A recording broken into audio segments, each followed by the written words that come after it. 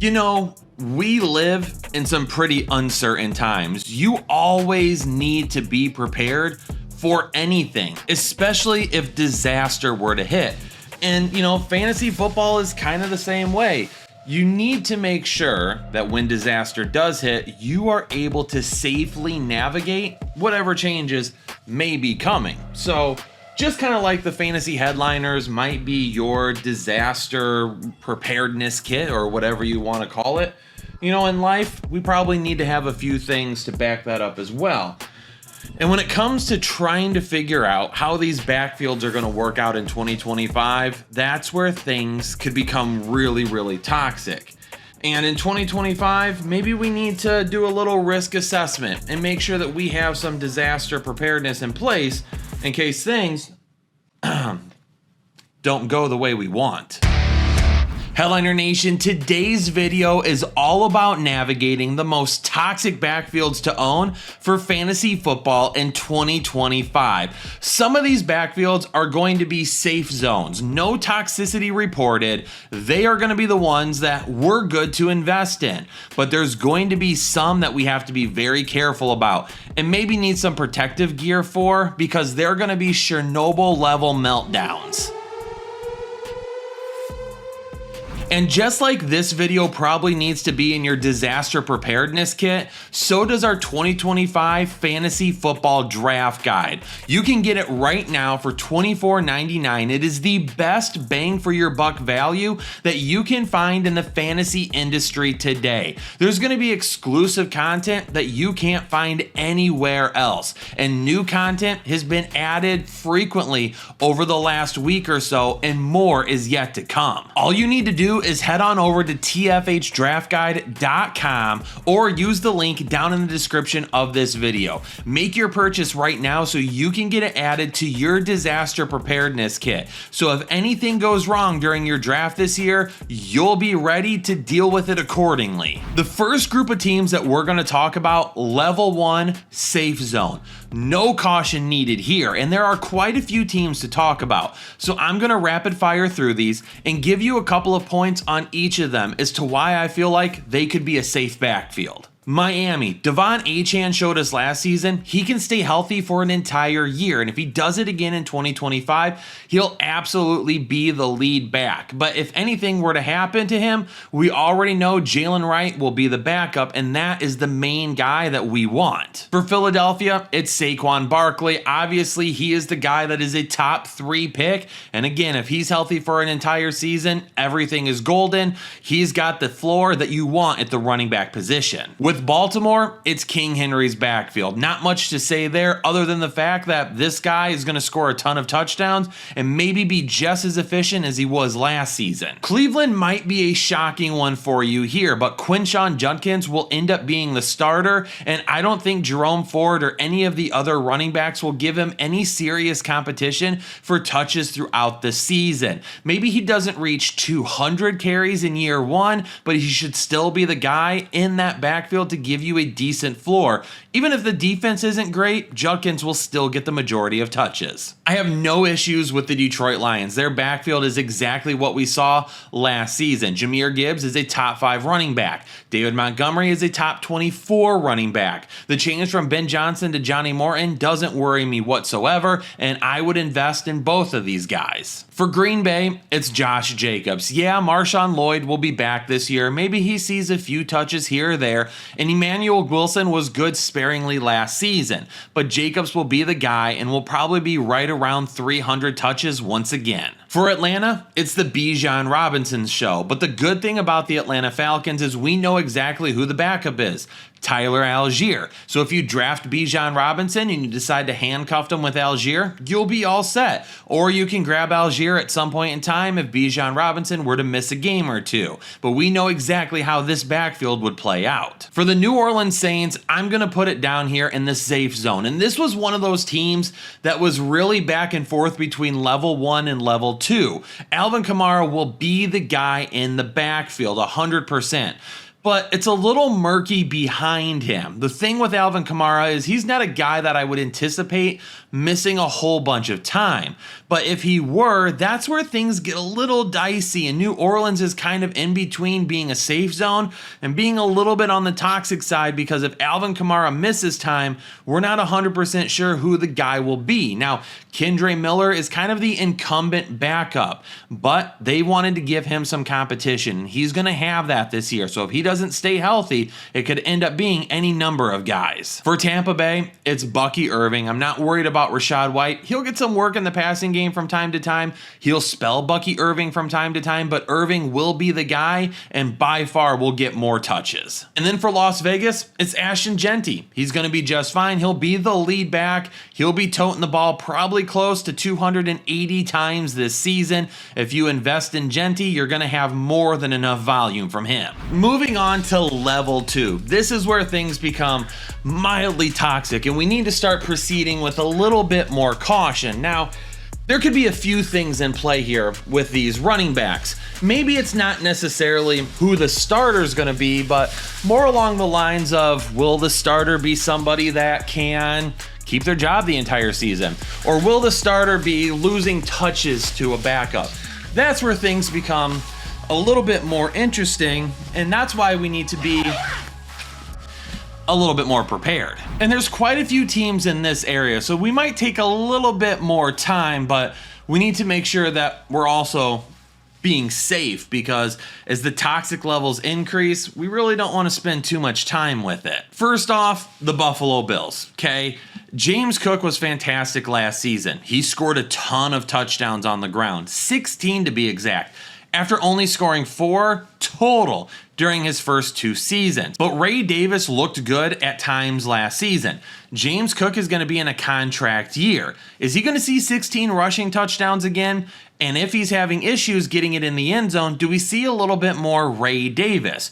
As of right now, probably a little bit closer to the safe zone, but still, I think Ray Davis is a guy to keep an eye on. When you look at the New York Jets to begin with, you probably feel pretty good about Breece Hall. He is a nuclear reactor. This guy could go off at any point in time, but he could also melt down at any point in time. And with new head coach Aaron Glenn and offensive coordinator Tanner Engstrand, both coming from the Detroit Lions, where they utilize 2 running backs pretty consistently, you gotta wonder if Isaiah Davis or Braylon Allen will start to see a ton of touches this season. If that starts to happen with Breece Hall, we really need to get ourselves zipped up a little bit more, because that's going to cause a lot of problems. For the Washington Commanders, we know Brian Robinson Jr. is going to be the starter, but we also know Austin Eckler is probably going to get a decent amount of work in the passing game. But don't overlook 7th round draft pick Ja'Cory Merritt. This is a guy that I brought up in all of my analysis talking about rookies before the draft. And when he was taken by the Washington Commanders, he was a guy I pinpointed as someone who could potentially see more touches during the 2025 season. This backfield could get real messy. Some of you are going to see Cincinnati listed on this, and you're going to think I've already spent way too much time around toxic material, and it's probably going to my brain and eating it away. But just hear me out for a minute. I love Chase Brown. I think he's fantastic, and I think he's going to be a good running back this year. I'm still worried about how much they're going to pass the ball, and I am worried a little bit about the fact that they brought Samaje Perine back in, a guy that used to give headaches to Joe Mixon owners. Zach Taylor, over the course of his tenure as Bengals head coach, has been known to give touches to his backup running backs even when his starters are playing very, very well. There's a few things that concern me. The Cincinnati Bengals are probably closer to being safe than not, but because of those concerns, I do think we needed to list them here. For the Pittsburgh Steelers, I really feel like this is going to be Jaylen Warren's job, and Caleb Johnson's going to be worked in slowly. But it's Arthur Smith, and you have no idea what he's going to do. And while the Pittsburgh Steelers are listed here in level 2, we should probably toss Arthur Smith into level 3 without any protective gear and just let him go. For the Chicago Bears, DeAndre Swift appears to be locked in as the starter. And even if he doesn't see a ton of touches on the ground, he should see a decent amount of work through the air. A lot of people really like DeAndre Swift with the Chicago Bears this season. I don't think that we should just write off Roschon Johnson already. And Kyle Monangai, I don't think that he's a guy that we should just overlook either. Both of those guys could get touches, especially if DeAndre Swift isn't that good on the ground and is having some efficiency issues. Ben Johnson might shake things up a little bit. For the Minnesota Vikings, I love Jordan Mason. I think he's a prime breakout sleeper candidate this season, but Aaron Jones isn't just going away either. If both of these guys are healthy all season long, it could give us a whole lot of headaches. It's going to take an injury for one guy to really step up and become a top 12, top 24 option on a consistent basis. I decided to move the Indianapolis Colts from level 1 down to level 2. Now we know Jonathan Taylor is going to be locked in as the starter, and I'm okay with that. But who's the backup? Jonathan Taylor missed time last season, and he hasn't really been the picture of health over the last 3 years. If Jonathan Taylor were to miss time, who are we investing in? Who's the right backup to go after? That's where things could get a little bit dicey, because if Jonathan Taylor goes down and we really don't know who the backup is, there could be a lot of people wasting fab money or waiver priorities on a running back that just doesn't become the guy. For the Tennessee Titans, Tony Pollard is going to be the guy, but Tyjae Spears is not going anywhere. If Tyjae Spears is healthy for a full 17 games, he's really going to eat into a lot of what Tony Pollard could end up doing. And if that happens, Tony Pollard has a safe floor, but his ceiling is going to be non-existent. While I don't mind investing in Tony Pollard, you're investing in him as a flex floor and nothing more. And Tyjae Spears, he's going to be a guy that he could have a big game here or there, but do you start him? Do you bench him? As soon as you bench him, he could end up having a big game. As soon as you start him, he could disappear. That's where things get more toxic with Tennessee. For the Carolina Panthers, Chuba Hubbard had a great 2024 breakout campaign, but they decided to add Rico Dowdle in free agency, which kind of caught me off guard. And now you have to wonder, is Chuba Hubbard going to get a majority of the carries, or are we going to see more of a 50-50 split? They signed Chuba Hubbard to an extension last season, one that caught a lot of people off guard, and it's starter type money. So I don't think Chuba Hubbard is going to disappear, but I do think Rico Dowdle is going to be a thorn in our side. I have some questions about the Chiefs' backfield in 2025. Obviously, Isaiah Pacheco is going to be the starter, but he is a guy that doesn't have a ton of upside. He has a decent floor, he's a hard runner, he's not super efficient, however. And then when you add in the guys behind him, you gotta wonder if they're gonna start taking touches at some point in time. The Chiefs decided to bring back Kareem Hunt for another season, and they also signed free agent Elijah Mitchell. Both of those guys have had success at the NFL level. So is it that they don't trust Isaiah Pacheco? Do they just want the depth because they're worried about a Pacheco injury? That's where things get toxic with this lineup. For the Arizona Cardinals, really it comes down to James Conner's health. People are going to want to invest in James Conner because of how good he was last season, and I totally understand it, but that's why things are toxic. If James Conner goes down, we know Trey Benson is the backup, and Trey Benson could end up getting some good run. But let's say James Conner misses 3 games. Trey Benson steps up and shows some of that efficiency we saw in limited reps last season. He could end up taking James Conner's job, or at least move this to a full 50-50 split. That's why this situation is really toxic, and while it's not toxic enough to go to level 3, it's enough to be here towards the bottom of level 2. For the LA Rams, Kyren Williams, again, people are going to invest in him, and I like Kyren Williams. He also had a good year last season. We know that Sean McVay loves to give touches to really one running back, but Blake Corum is lurking, and Jarquez Hunter is also there. Couple of younger guys who, if they get an opportunity, are going to try and keep as many of those touches as possible. And you got to wonder, with Kyren Williams being set for free agency this year, if they don't try to work Blake Corum in a little bit more often. With that being said, Kyron Williams should end up being just fine, but maybe have some protective gear just in case. For the 49ers, it has everything to do with Christian McCaffrey. This is where things become a problem, is because you could draft him in the first round and he could be healthy and you could end up having a great season with Christian McCaffrey as a top 5 running back. Or you could draft him in the first round and you're going to be missing your first round pick for half the games in 2025. That's what makes this situation so toxic. All right, and our final team that we're going to talk about for level 2 are the Seattle Seahawks. Now, for the Seattle Seahawks, this is a team, I love Kenneth Walker. And when you look at Kenneth Walker from last season, he was highly efficient. One of the best running backs in the entire NFL when it comes to avoiding tackles. Kenneth Walker also has had some issues with injuries over the last couple of years. And you have Zach Charbonnet, who would really like to take as many touches as possible, and in limited reps, looks good at times. And with the new coaching staff there, even though they've really talked up Kenneth Walker all offseason long, you got to think that Zach Charbonnet isn't going to just disappear. And if they're not super happy with Kenneth Walker, do they start to give Zach Charbonnet more touches?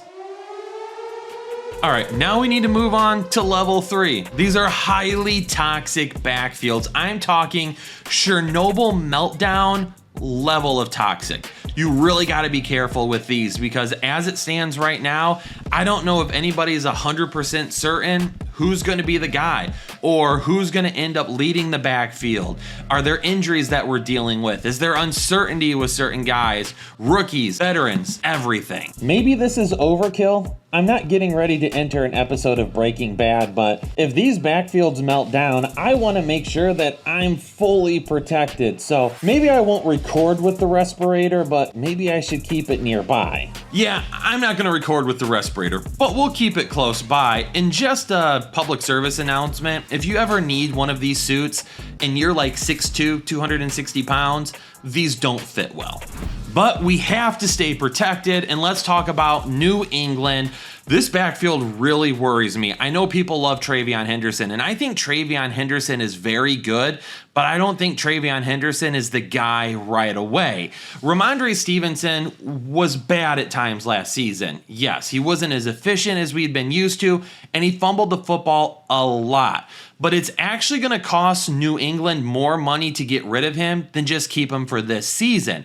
And if they were to do that, they might as well play him and not just overutilize TreVeyon Henderson in year 1. So if you're highly invested in TreVeyon Henderson and Ramondre Stevenson is still seeing a good portion of the snaps, 45 to 50% of them, you're not going to get super viable fantasy numbers on a consistent basis. Now, if New England is consistently playing from behind, TreVeyon Henderson could do a good amount of work in the passing game, but on the ground, unless Stevenson continues his fumbling problems, Stevenson probably keeps his job. The Dallas Cowboys, they've got 4 guys that could conceivably see touches at any point in time this season. For me right now, the leader in the clubhouse has to be Javonte Williams. I do believe that he will be the starter unless something goes wrong in training camp. And then you've also got veteran Miles Sanders. So you've got those 2 veteran running backs ready to try and steal touches from each other. But then you've got the rookies in waiting, Jaden Blue and Phil Maffa. Both of these guys could also see touches at any point in time. And you also have Deuce Vaughn, who in the passing game really wasn't all that bad. For the New York Giants, Tyrone Tracy was really good last season, but he also had some fumbling issues, just like Ramondre Stevenson. Then they decided to draft Cam Scatabo, who is going to see touches, but how many touches? Does he supplement Tyrone Tracy? Do they think he's going to take over for Tyrone Tracy? Really, it's hard to invest in either of these guys right now, expecting a ton of output. If you're going to invest in one of them, pick the one that you think is going to be the guy and roll with it. I wouldn't invest in both of them together because I doubt this team, especially with how difficult their schedule is going to be, will be able to give them both enough touches to play both of them. For the Houston Texans, you could argue that they should be in stage 2. For the Houston Texans, you could argue that they should be at level 2, but realistically at this point, with Nick Chubb joining Joe Mixon, we don't have any idea what could happen. Nick Chubb, I mean, if he's healthy this year, and he's even 3/4 of what he used to be, that's really good at the NFL level. Joe Mixon was not good to end last season.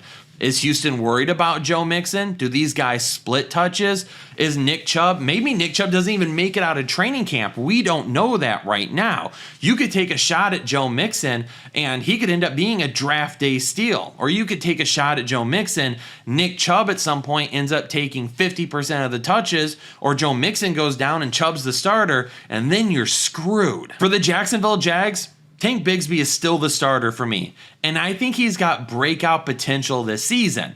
But a lot of it hinges on Travis Etienne. Does Travis Etienne get traded before the beginning of the season? Is the coaching staff actually being realistic when they talk about how they want to utilize him in the passing game? There's a lot of those questions that need to be answered with this backfield. And by Shell Tootin, he's not going to go anywhere either. He could end up being the backup. He could replace Travis Etienne. If Tank Bigsby gets injured like he did last season, then maybe he comes in and he gets touches and Liam Cohen wants to run with him. Another backfield with 3 running backs that could all see time. The Denver Broncos probably would have been up at level 1 had they not added J.K. Dobbins just a couple of weeks ago. I loved A.J. Harvey even before the draft. And when he was picked by the Broncos, I was ecstatic. And then they've now added J.K. Dobbins. And we really have to question, how much time will both of these guys get? Right now, RJ Harvey, you're having to draft him as an RB2. But if he's just the RB2 on his own team, his rookie season, that becomes an issue. If J.K. Dobbins wasn't as good for the Chargers last year as he was, I wouldn't be nearly as worried about this. But he showed a lot of burst and a lot of ability that several injuries at the NFL level so far have not taken away from him. Another rookie that I absolutely love, that I have no idea what the split will be here, because Najee Harris, when he was signed in free agency, it appeared to be a locked-in RB1 season. And then they drafted my boy, Omarion Hampton. And I think Omarion Hampton is a much better talent than what Najee Harris is. But I think in year 1, Omarion Hampton isn't just going to be tossed in with 60% of the touches. This is probably a truly 50-50 split backfield at best this season. And to begin the year, Najee Harris is probably the starter and probably sees 60 or 65% of the touches. At any point in time, Omarion Hampton could take over and absolutely blow the doors off of the fantasy world. But until that happens, you're going to have a lot of risk with either of these guys every single week. Headliner Nation, I hope you all appreciated this style of video. It was super fun to record, but disaster preparedness is absolutely no joke and should be taken very seriously. Or I believe that's what Dwight Schrute would say anyway. But I'm going to start preparing. Hopefully you all are prepared to deal with the toxicity levels that come with fantasy football every single season. I don't know if we need to get in the bunker quite yet, but if anything goes wrong here, the alarms will start sounding. Headliner Nation, appreciate it. Stay safe, stay healthy, and I'll catch you all on the next episode of the Fantasy Headliners. Hit the deck!